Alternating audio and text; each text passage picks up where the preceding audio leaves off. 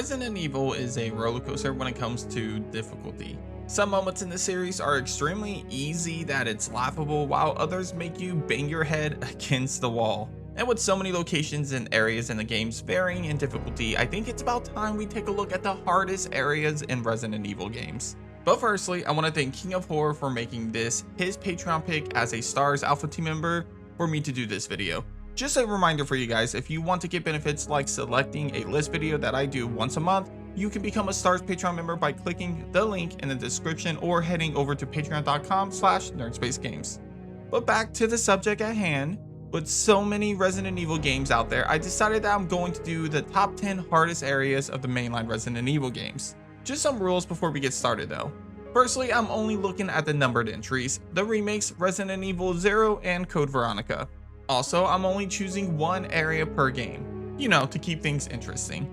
Finally, I'm not including any boss fights. That'll get too close to a different video that I did, which I ranked the top 10 hardest boss fights of the series. We're only focusing on specific areas in a game without including the boss fights in that area. Makes sense? Cool, then with that out of the way, my name is Ruben with Nerdspace Games, and this is my top 10 hardest areas in the Resident Evil series. Let's get it. Number 10, Spencer Mansion 2.0 Resident Evil.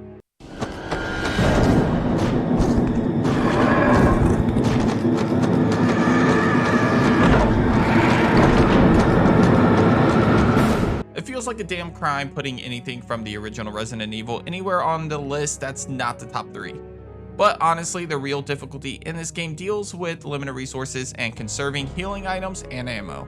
As far as specific areas, they don't get that crazy in terms of difficulty. However, I would argue that the original game, in my opinion, is much more difficult than the remake.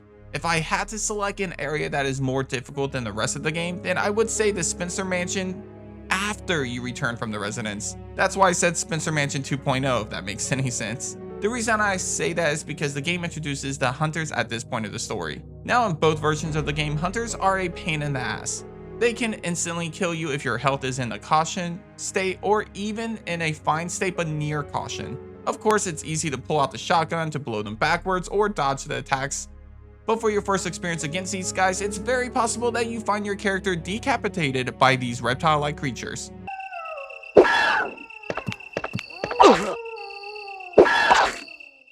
The original version makes them even more difficult in my opinion. That's because the tank controls and the graphics make it a little more difficult to dodge or take them out before they do the pounce attack. Plus, at least the remake has counter weapons that allow you to counter them if they manage to get a hold of you. Overall though, the Spencer Mansion Part 2 is more difficult than the rest of the game.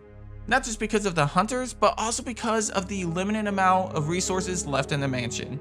There are only a few areas within the mansion that you have yet to visit on your second look at it.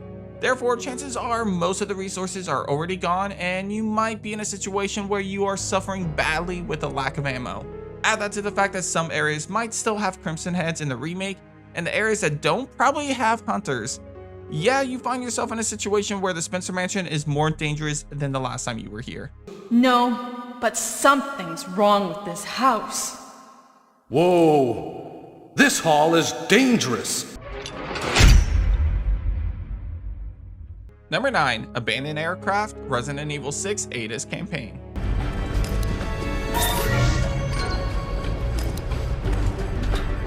Thanks for the passing. 2 more and I'm in. Do you remember the regenerators in Resident Evil 4? They were some of the most annoying creatures to beat, considering that they had the ability to regenerate and keep coming at you unless you hit all of their weak spots. Well, if you hated that, then you are definitely not going to love a specific segment in Ada's campaign of Resident Evil 6. I just want to start off by saying that I'm not even going to try to pronounce the name of these guys, let's just call them new generators. But inside the abandoned aircraft area of Ada's campaign, you are required to retrieve 3 keycards. Unfortunately, each of these keycards are protected by new regenerators, meaning you have to battle against the most annoying and frustrating monsters in the game in order to continue on with the story. And do not underestimate these pain in the ass creatures. Unlike the regenerators in Resident Evil 4, these guys actually still keep coming after you even after their limbs come off of them. So they are even more of a pain in the ass compared to Resident Evil 4. So if you hated them then, you are probably gonna hate them more now.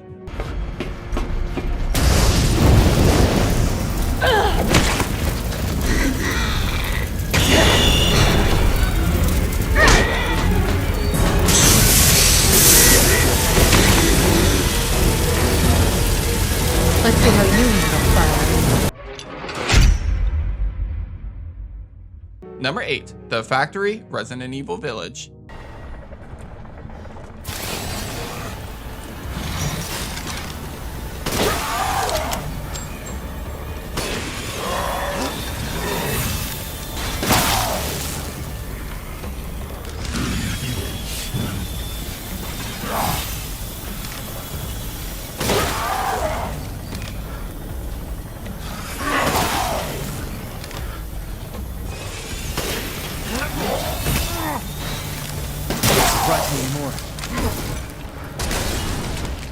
Resident Evil Village is actually a game with a substantial amount of difficult segments, especially on the Village of Shadows difficulty. However, there is one section that frustrated me to no end in order to complete. Welcome to Heisenberg's factory. This place is messed up. I've got to get upstairs.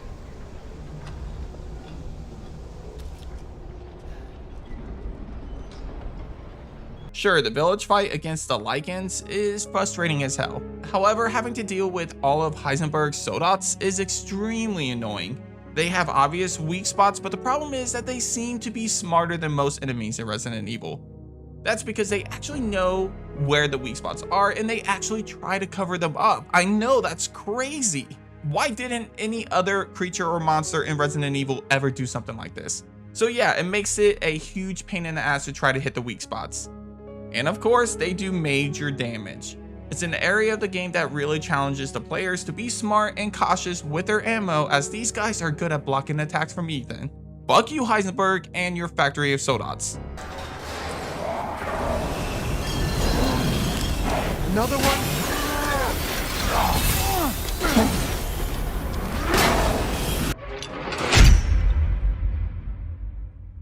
Number 7, The Sewers, Resident Evil 2 Remake.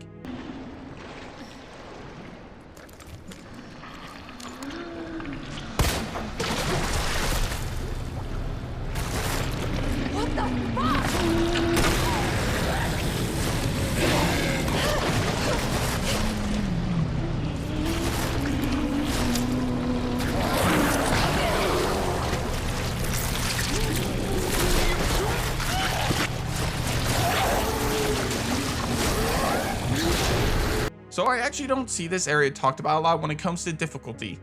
Maybe it's just me, but dealing with the sewers of Raccoon City is annoying as hell in Resident Evil 2 Remake. This area, in my opinion, is one of the most difficult challenges of the series, especially for your first playthrough. I guess I'll start with the puzzles, as they force you to really think outside of the box. I mentioned this on a different video about puzzles in the series, but the chess piece puzzles forces you to backtrack and solve maze-like puzzles in order to collect all the pieces. Then you have to finish the puzzle off with a fairly difficult riddle, especially on the harder difficulties. But one thing that stands out about the sewers in Resident Evil 2 are the creatures known as G-Adults. These abominations are pretty much the spawn of G. Birkin, and we know how annoying he can be. They roam around the sewers, hiding in the water until the player gets close enough to them. Then, moving extremely fast, they charge at the player in an attempt to grab them and pour acid all over the player. Also, did I mention that the acid is poisonous, so you better have blue herbs on you? And combine that with the massive damage their attacks do and the frustrating amount of ammunition they can take to put down, yeah, these are some of the most annoying creatures in the game. Thankfully, they are weak to fire, so be sure to make good use of that weakness to put them down quickly before they have a chance to poison you.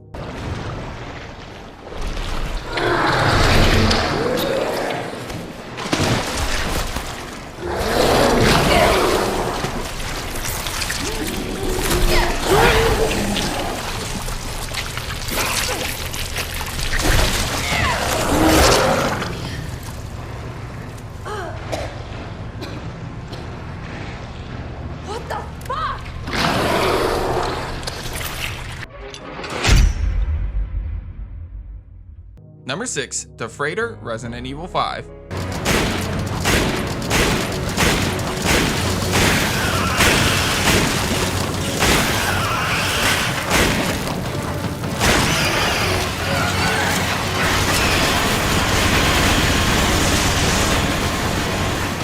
So in your pursuit of Albert Wesker in Resident Evil 5, you will eventually come across a freighter. At this point, expect one hell of a time. That's because after defeating Excella, the players will be put up against one of the most difficult parts of the game outside of the boss fights. In the final minutes leading up to takeoff, Chris and Sheva must rush through 3 different gates before finally reaching Wesker. However, there are a ton of enemies standing in the way between you and Wesker. Now this doesn't seem that difficult at first. Be careful with enemies sneaking up behind you and use barricades to your advantage, and you should be fine for the first half of this section. However, it's when you're opening the second gate that things get extremely rough. That's because after opening the gate, 2 Reapers hatch behind you. Now these guys are annoying as hell to deal with, as if they get too close to you, they can instantly kill you.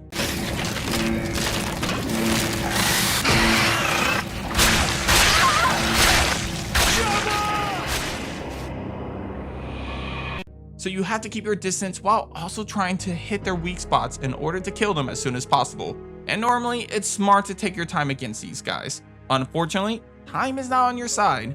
That's because this time, if you take too long to kill them, then you will also have to deal with 2 Gatling gun enemies and a horde of regular enemies coming at you all at the same time while dealing with these instant kill Reapers. Sure, there are 2 miniguns in the area that you can use to your advantage, but even then it's hard to take all of these guys down at the same time, especially on professional. It involves a lot of patience and timing to get through this section. And before you think that you can just run past these enemies, keep in mind that each of the Gatling gun guys have 1 of 2 key cards that you need to proceed. Oh, did I mention this section is even more difficult without playing co-op? The AI for your companion here is basically a walking bullseye, so tread carefully. Oh, and full disclosure, this is the section of the game that I died the most in. We'll never win in a fair fight. We need a fallback and come up with a plan. Number 5, The Basement, Resident Evil 7.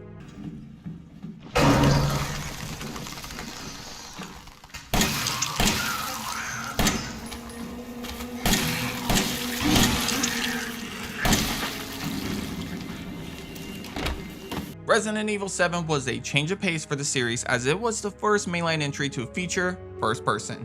And while people were concerned about it going into it, a lot of us were pleasantly surprised by the outcome. First person made the game extremely difficult actually. And outside of the boss fights, which by the way were really tough, one area in this game really stands out as being extremely difficult to complete. Ethan eventually finds himself in the basement of the Baker house. Sure, the game may have been fairly difficult up until now, but with molded coming out of the fucking walls and those annoying, frustrating crawlers roaming around down here, the game has escalated to a whole new level. Because of the way the basement was constructed with the mold, these guys literally could pop up at any point in time randomly. You never knew when to expect them. Like, look at the enemies prior to this, most of which you could see coming from a mile away in previous games. Therefore, you can start attacking them from a distance or prepare yourself to dodge them. However, the molded literally came out of the walls as you grew close to them. The barn may have been difficult with Fat Molded and Lucas's traps all over the place, but the basement's unpredictability and the lack of resources at this point of the game put the players in a much bigger disadvantage, therefore making this section way more difficult. Number 4, The Water Room, Resident Evil 4.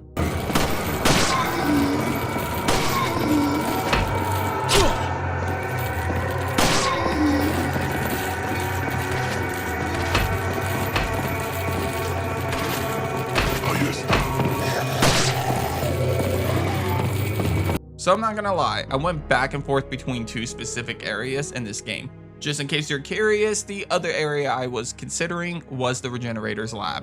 Ultimately, I went with the water room inside the original Resident Evil 4. Sure, in the remake, this area is pretty tough.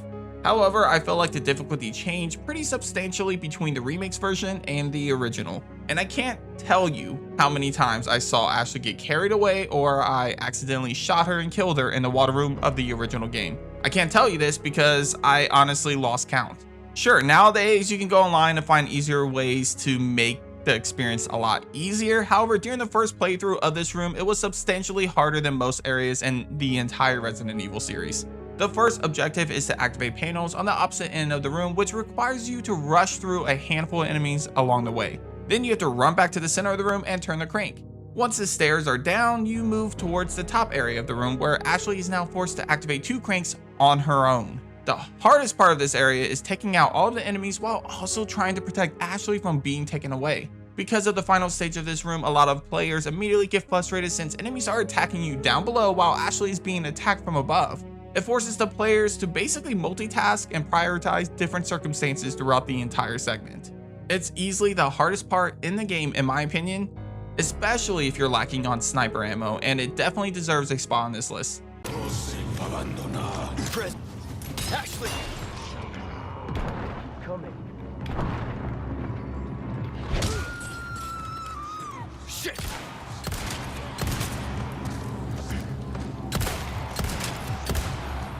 One.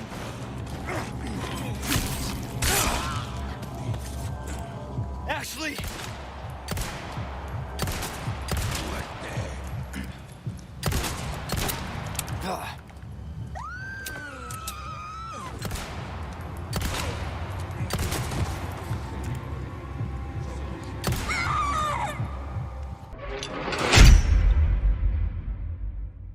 Number 3, Rockfort Island, Claire's playthrough, Code Veronica.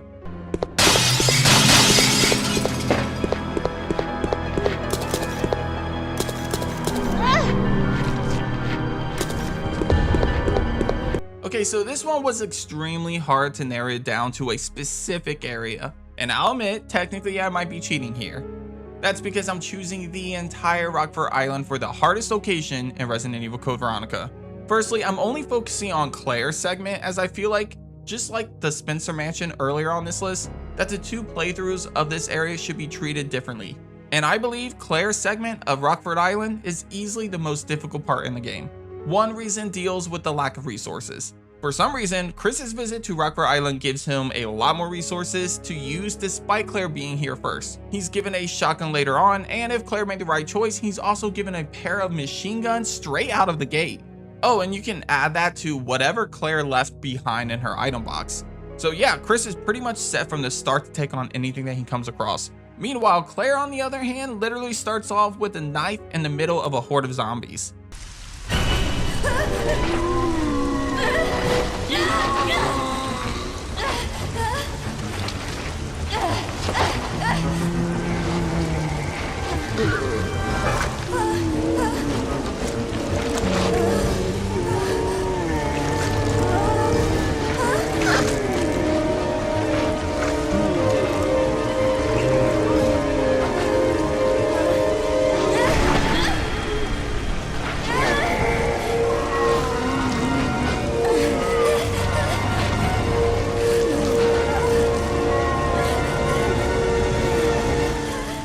Sure, it's not long until she gets other guns, but this start already puts Claire in a position where she's probably going to be drained of health pretty quickly.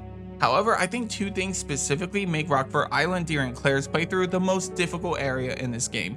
Firstly, those damn bender snatches.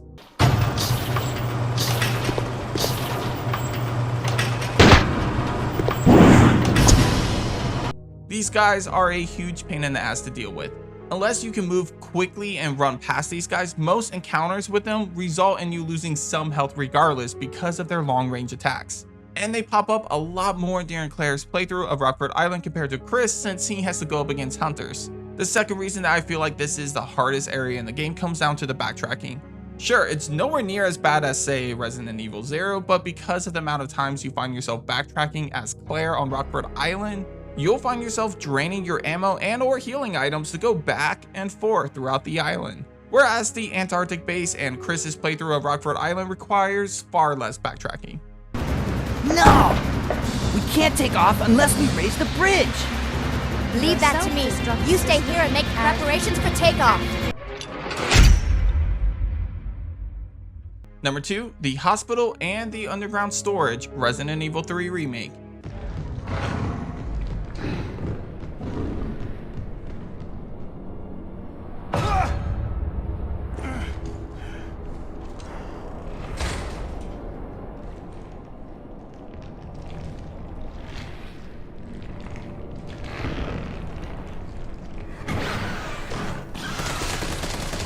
There is one area that does come off a little more difficult than the rest of the game and definitely presents itself to be a huge pain in the ass to deal with: the hospital and the underground storage area. Now technically both of these areas could be considered two different locations in the game, but I sort of view the underground storage area as something similar to a basement for the hospital. Therefore, I'm including it with a hospital for this entry. Things that make this location extremely difficult is the combination of two new enemies introduced. The hunters return in this installment of Resident Evil, making the hospital more dangerous than any other areas in the game. Combine that with the introduction of a new monster to the series, the Paleheads. These guys can regenerate their bodies and consume a lot of ammunition to put them down unless you're using special bullets.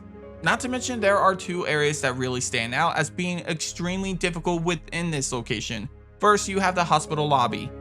This is where Carlos has to go up against a horde of zombies and hunters and hold them off until he's able to set the bomb up and end the scene. With multiple hunters showing up and zombies popping up from different directions combined with limited resources, it's extremely easy to find yourself in a real bad situation if you're not careful. Still, I think things get even more difficult down below the hospital when you take back control of Jill as she heads into the underground storage area of the hospital. That's because there is a situation where Jill has to power through tons of different creatures to retrieve 3 fuses in order to start the elevator back up. She'll have to take on hunters, zombie dogs, zombies, hunter gammas, and even paleheads.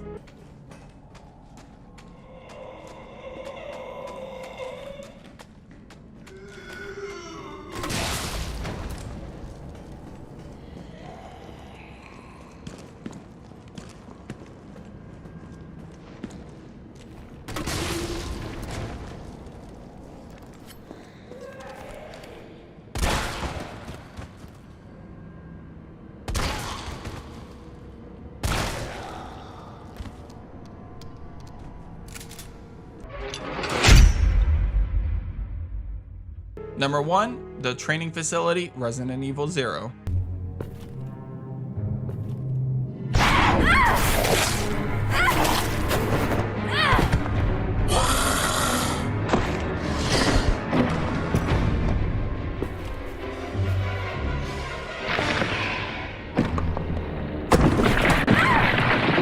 Resident Evil 0 is viewed as one of the hardest games in the series, but not for the reasons that you might think. The locations in the game are not extremely difficult on their own, but rather the gameplay mechanics make the experience much tougher. For example, take the training facility of Resident Evil 0. This section of the game features the most backtracking out of any Resident Evil game. Now, this wouldn't necessarily be as big of a problem if it wasn't for the fact that there are no item boxes. Meaning, if you are limited on inventory space, then you just have to drop items and leave them on the floor. This includes key items like the hookshot. However, whenever the time comes for you to use that key item, you must backtrack all the way back to where you left that item, forcing you to use precious ammo and healing items against whatever enemies you left behind on your path back. And in a game that already gives you limited resources, backtracking for key items consistently is pretty rough. On top of that, the training facility introduces a ton of dangerous enemies that will eat away your health quickly. Like Mimicry Marcus, for example. These guys are pretty much a leech clone of James Marcus. However, even though he might appear as a regular zombie at first, ultimately these encounters lead to the most frustrating enemy you'll come across in Resident Evil 0. With long-range attacks and resistance to just about any type of ammunition except for fire, these guys can easily drain both your ammo and health if you're not smart about how to put them down. It doesn't stop there though. The training facility also pits you up against hunters, poisonous spiders, and even eliminators, which are basically extremely fast jumping zombie monkeys. Yeah, that's right. Between the enemies, the limited resources, the backtracking, and no item boxes, the training facility is easily the most difficult area in Resident Evil. But that does it for this episode of Nerd Space Games. Hit up the comments and let me know which area do you think is the hardest in Resident Evil. Remember, no cheating, you can't count the boss fights. Did your pick make my top 10? Hit me up and let me know in the comments. Anyway, if you haven't already, be sure to hit that subscribe button for more ranking videos like this one, as well as leaving a like on this video to help your boy out with getting this video out there to as many people as possible. But as always, I'll catch you guys on the next episode of Nerd Space Games. Take care.